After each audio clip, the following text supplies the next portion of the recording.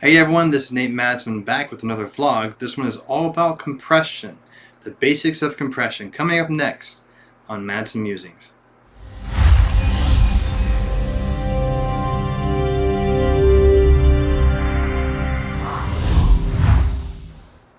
Okay, so compression. I have to be honest with you. I did not start using compression a lot in my mixes for a long time because I naively thought, I'll learn how to speak English one of these days. I was naive in my thinking that compression is a guitar tool. It's a plugin for that, or it's an actual pedal for guitarists and bassists, and I'm not playing guitar. I don't need to learn that. That was stupid of me. So for a brief part of my intro, the first part of my career, I didn't use compression. I didn't learn it until I was behind the curve. So this vlog is all about the basics of compression. I'm not going to claim that I'm a master at it, that I'm an expert at this thing, but I know my way around it, and I want to cover some basics on that. We're going to do it two different ways. We're going to look at compression in Logic, and we're going to use Audition from Adobe to look at the waveform, to see what the waveform, how the waveform is changing. So let's dig in here a little bit. This is just a very simple drum loop, two-step machine drum beat 01 from Logic. Didn't make any changes to it, I just grabbed it. And I have the compressor bypass right now, so it's not moving at all. Okay, and so for the sake of what we're doing today, let's set everything to, well, this is fine for a starting point. I'm going to turn this on. This needle is not going to move when I play it. The reason being is because Logic, this version of Logic's compressor, is showing your input gain, which you can increase or decrease over here. And it's showing the output gain. And I have my threshold set to 0, so it's going to have to be hitting the very, very top. But on top of that, the very top, to even just make the compressor engage, just like Picard would say. But the ratio is 1:1, so it's not going to apply any gain reduction. Gain reduction, GR, that's shown by this needle bouncing to our left. So no gain reduction is happening here. If I turn this all the way up, but I have my threshold 0, it's still not doing anything. And if I turn this all the way down, -50, which is definitely, this is way above -50 decibel output, but I have my ratio 1:1, nothing is happening because it's equal. All right, but if I change this just a little bit, that's a very small ratio. But because the threshold is so low, -50, it's immediately engaging it. And if you listen to it, it has a little bit of a pop at the very beginning of the drum patch or drum pattern. And you can see it takes a second for the needle to get there. So for that amount of time, which is 10 milliseconds, it's letting that true signal come through and then squashing it. If I were to pull this back and make this attack time slower, let's say 50, takes a little bit longer. Let's pull all the way back to 200. You hear more of that initial impact than you do when it's there. If I put it to 0, it's moving pretty quickly. All right. Knee is about how aggressive the compressor is going to act once it's engaged. You have a soft knee, more smooth. You have an aggressive one, which is just more agitated. But let's take it off. 50 is really, really high. So let's go here. Let's go to 10.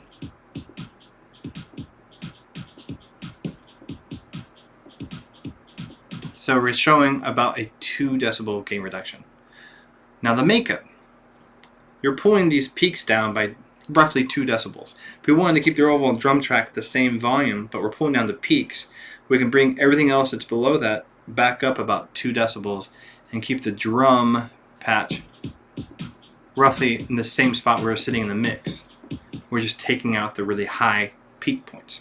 Right now our attack is still at 0. It's still really, really fast. Now the release. Gregory Scott of UPK Happy Fun Time Hour talked a little bit about this in an article that he wrote multiple years back, where some people say the release is when the needle gets all the way back to 0 gain reduction, where it is right now, right there. But Gregory Scott disagreed and said it's where it gets to, I think, 2/3 of the way back.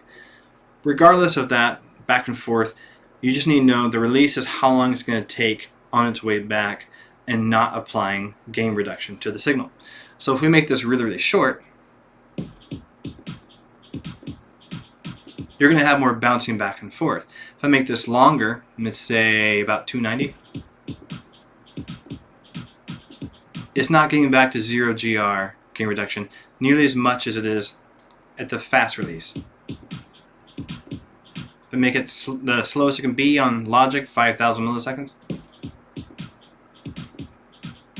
it's actually never not applying gain reduction. It's never not compressing that signal. And you can see when I stop it,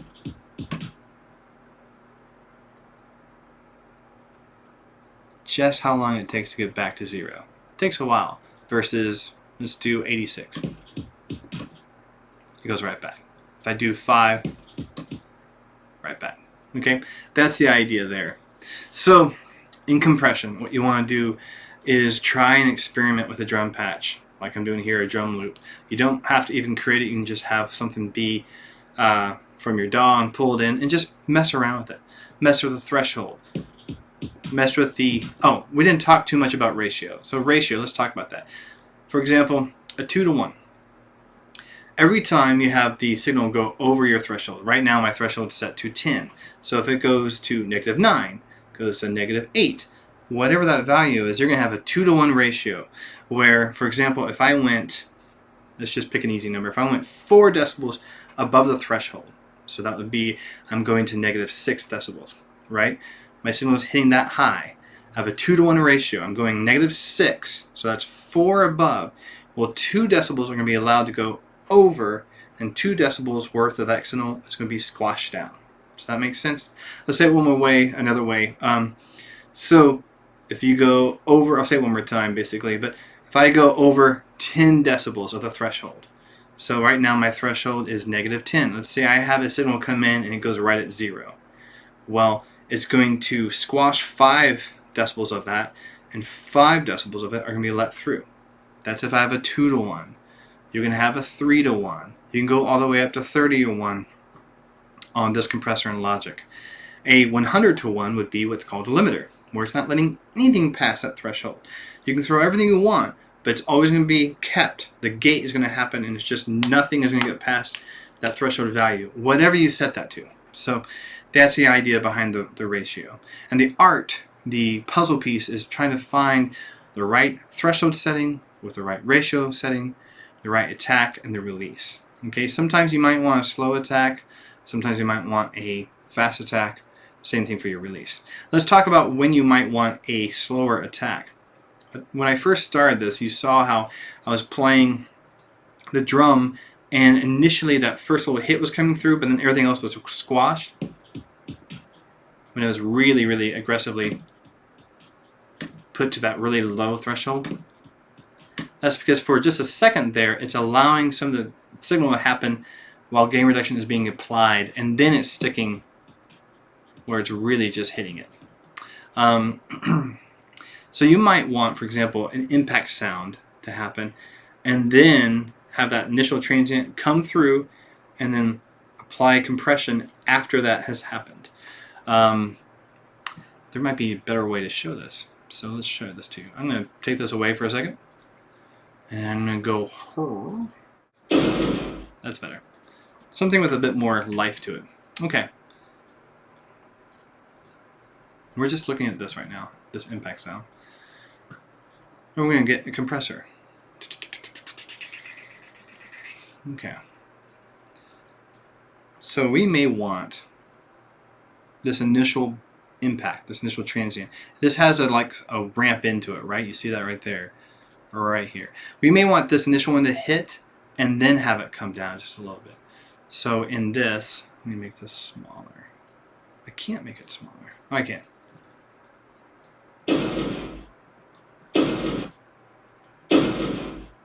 Versus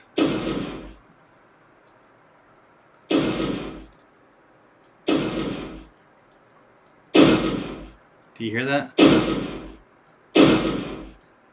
Take this one more time. I'm sorry for speakers or clipping or distorting or whatever. I'm just recording this capture.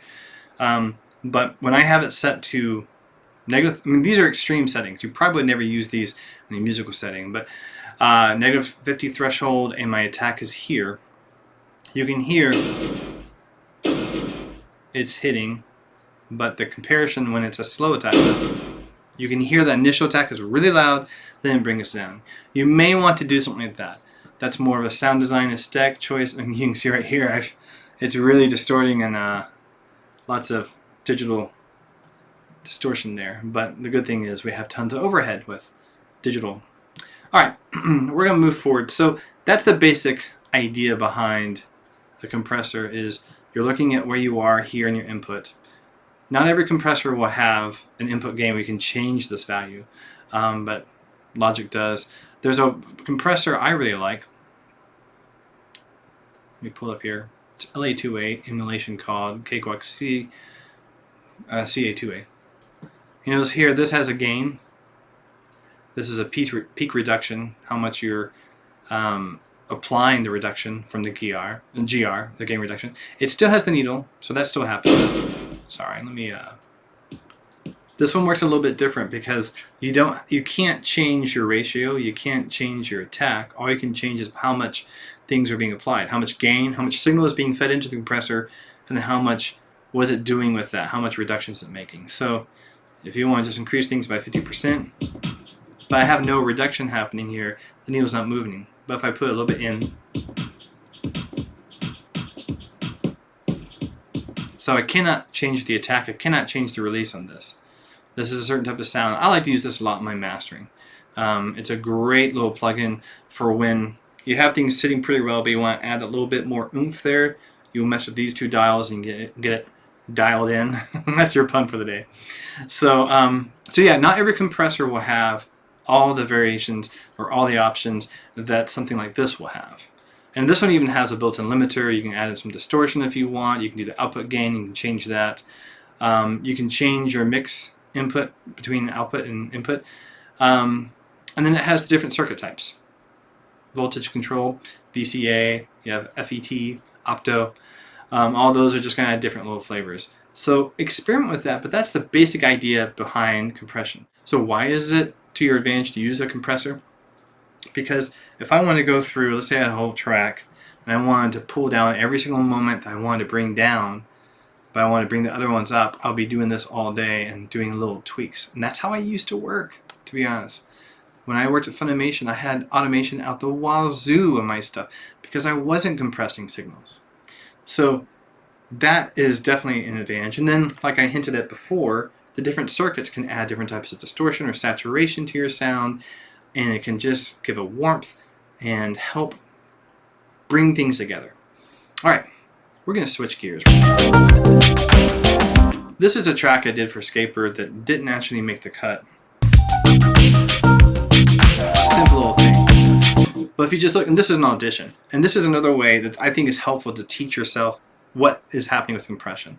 You can see some really high transients here, and the meat of the track is in these areas, right? It gets a little bit wider there, but a lot of it's here with the transients going way up to like -2 or so, and some of these are way up, almost peaking. Now, this is a different type of compressor. Let me find it here. I'm going to do a single band right now. You'll see these too. It's not nearly as sexy looking as some of the more GUI driven compressors, but it has all the same ideas. What's your threshold? How much ratio are you going to do? What's your attack setting? What's your release setting? What's your output gain? So in this, I always look and go, okay, like -3. So let's just try this real quick. We'll pull this back to like -5. Here's my ratio. Right now, if I were to play this, it's not changing the signal at all because it's a 1-to-1. But let's say I do a 4-to-1. Okay? And right now I'm going to leave this, the attack 10 milliseconds, and the release exactly where they are. I'm just going to hit apply. Now look at the waveform. I haven't applied this yet, but if you look at this and then I apply it, let me undo it. See how that's higher? Let me make it more extreme. So I'm going to pull the threshold down a bit more so it gets engaged sooner. I'm going to apply more ratio so more of those decibels are pulling out, less is getting through, like 6-to-1. And I might speed up the attack just a little bit. I don't want it to be 0, but maybe 5 or 6, something like that. Let's just see what this does. And it shaves it off. We'll undo it again. Because the advantage here is if I want to make the meat, the core of this piece louder, I can't just apply volume because I'm very, very quickly going to hit spots in the song that are going to have digital distortion. And we don't want that, right? So, go back to 0. So if I go here, and effect, this is what I just had before. Let's pull down the threshold just a little bit more. Let's do 7 decibels. Why not? Let's apply it. And to remind you, to go back to what I said before, compression, it hasn't changed anything about the low spots, the soft spots. It's only impacting the high spots, the hot spots, the loud spots. Because I'm not doing makeup. Let me go back to that one more time and just show you. I wasn't doing a makeup gain, output gain. I was leaving that completely 0. So now I can go through and I can make the meat of the piece quite a bit louder. I'm still getting some transient. And I could apply it again if I wanted to, just to show y'all. Now this time, where am I? I'm losing my mind. COVID-19. Okay, so I'm going to make this 4-1. But this time, that's fine. I'm going to make it a real fast attack. Okay? Release will be fine. Let's apply that. And it just shaves off a little bit more. So that's the basics behind a compressor. Alright, there's a whole bunch of really cool stuff you can do with compression, and you can get real nerdy and real scientific about it. And I am still learning every single day new things to do with a compressor. So, like I said at the beginning of the video, I don't claim to be an expert at all, but those are the basics behind it. What's going on, why you use it, how you can use it, and what it can do. Let's talk very quickly, just very briefly, about what a multiband compressor is and why you may want to use that as opposed to a single band. It's the same idea, same set of tools. You have your threshold, you have your gain, you have your ratio, you have your attack, and you have your release. The difference is it's applied to different sets of bands. So here it's 100 down, and then this middle band is from here to here, 100 to 2000, and then your mid-highs, 2000 to 10, and your ultra-highs are 10,000 up. And that's all it's doing. What's nice about this is you can just see what each band, what each lane your song is applying. Sorry, that's a weird way to say it. What's nice is you can see what each frequency has. So if you're seeing a lot of lows, you can compress that some. Seeing some highs. And my estimation, or my advice, is just experiment. Overcompress, then pull it back. Now notice this is just changing threshold, not changing the ratio at all, not changing the attack of anything. We want to make the attack super short.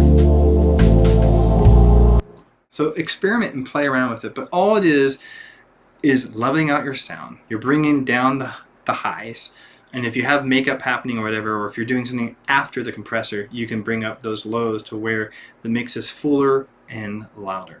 One more thing is, if you have a really dynamic part, let's say like a string ostinato, and there's some soft notes and your loud notes are really poking through, apply some compression on there and just really glue the performance together a bit more. It's going to save you some automation time, and it's going to make it easier to mix all those elements together. Of course, you don't want to brick wall it, but you do want to, if you're missing some of that glue that happens from really high polished broadcast ready audio, give compression a shot. I hope this was useful. I hope this was something that you find value in. It might answer some questions. If you have additional questions, reach out, ask. I'm here to help. And I think I'm going to call that for today. So please hit like, subscribe, ask questions, be safe, take care. See you later.